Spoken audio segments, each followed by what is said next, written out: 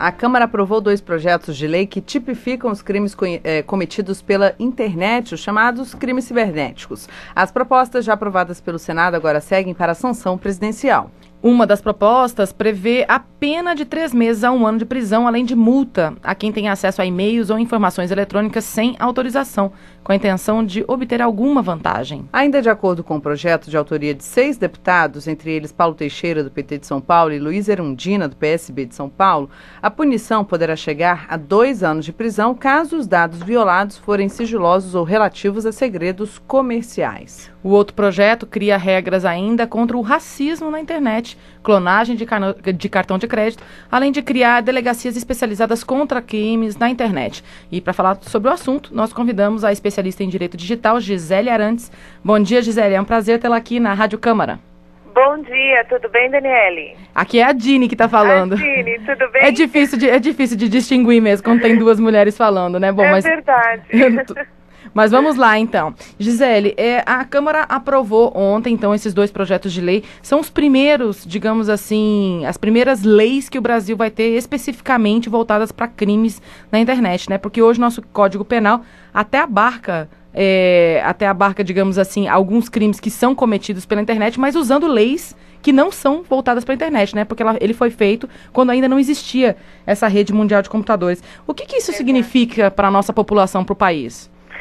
Sem dúvida, Dini, é um grande passo, né, que a gente está dando. Você imagina que hoje no Brasil a gente já tem a internet instalada há cerca de 17, 18 anos.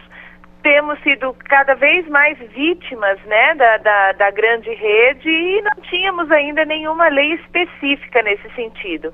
É o primeiro projeto a ser aprovado. Olha, você vê que um deles, o PL 84, ele está tramitando desde 1999, são 13 anos.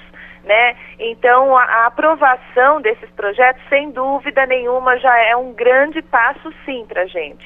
É claro que cabe observar que os projetos ainda vêm com textos com lacunas, mas, enfim, isso aí a gente vai precisar de tempo mesmo para poder adequá-los, né? Pois é, Gisele, falando sobre isso, né, eu queria saber de você em relação à dosimetria das penas, vamos dizer assim. Um dos crimes, por exemplo, só para trazer aqui como exemplo para nós, invadir dispositivo informático alheio com o fim de obter, mudar ou destruir dados ou informações, instalar vulnerabilidade ou obter vantagem ilícita. A pena prevista para o crime é de 3 meses a 1 ano de detenção. Pela experiência que a gente tem acompanhando, né, todos os tipos de crime, quando o cidadão que comete o crime é condenado, esse tipo de pena baixa, assim, não costuma levar essa pessoa até a cadeia. O que isso vai trazer na prática, além do fato de condenar uma pessoa que comete esse tipo de crime? O que esse projeto vai trazer na vida real, na prática? Aí a gente eu vejo várias outras questões ali que não a pena, né? Porque a pena, realmente, eu acho que ela não vai inibir, né, o criminoso de praticar esse ato. Mas o que acontece? A existência da lei, ela já vai facilitar até mesmo o julgamento, né? Que hoje o judiciário tem tantas decisões conflitantes e eu acredito que o texto da lei vai auxiliar nisso. A pena em si, não acredito que vai resolver o problema. Até porque o problema hoje não está na aplicação de pena ou existência de lei. Eu vejo que um problema maior hoje a gente tem na própria educação do internauta, né? Eu acho que a internet aconteceu de uma forma muito rápida e as pessoas não tiveram tempo de se preparar, de aprender a se proteger na rede, né? Então, o problema de educação, de orientação ao usuário da internet ainda é maior do que a própria insegurança que a rede oferece, na minha opinião.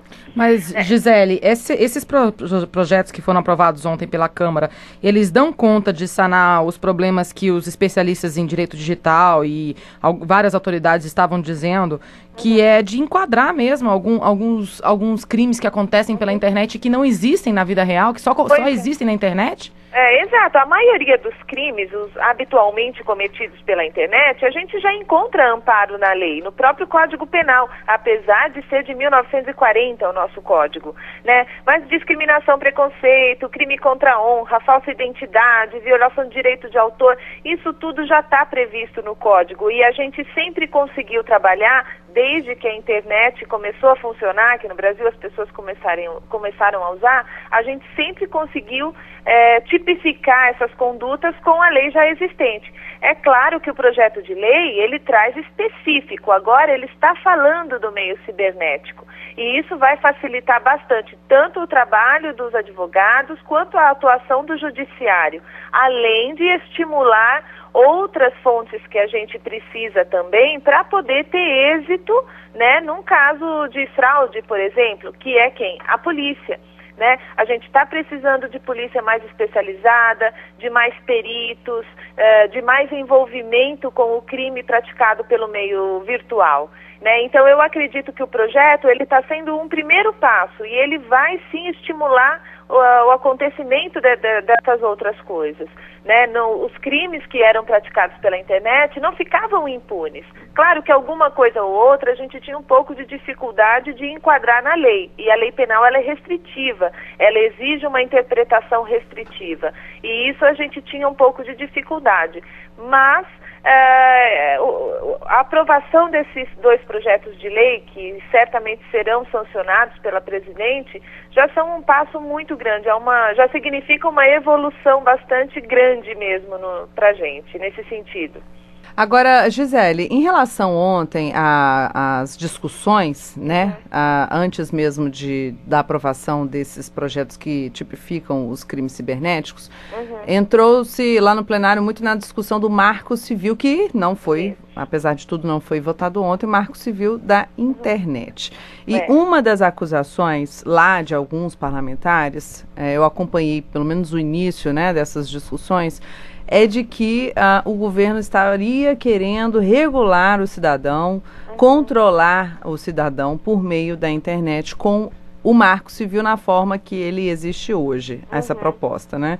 Eu gostaria de saber a sua opinião, o que você acha, se você acha que realmente deveria ter sido aprovado antes dessa tipificação dos crimes especificamente, se ele vai acabar ficando estacionado para escanteio ou se ele precisa ser melhorado.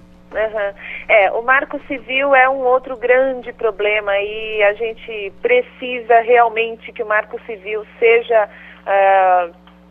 um pouco mais célere nessa análise e sanção. Porque o que acontece, na minha opinião, seria até muito mais interessante que o Marco Civil tivesse vindo antes dessa lei penal. Por quê?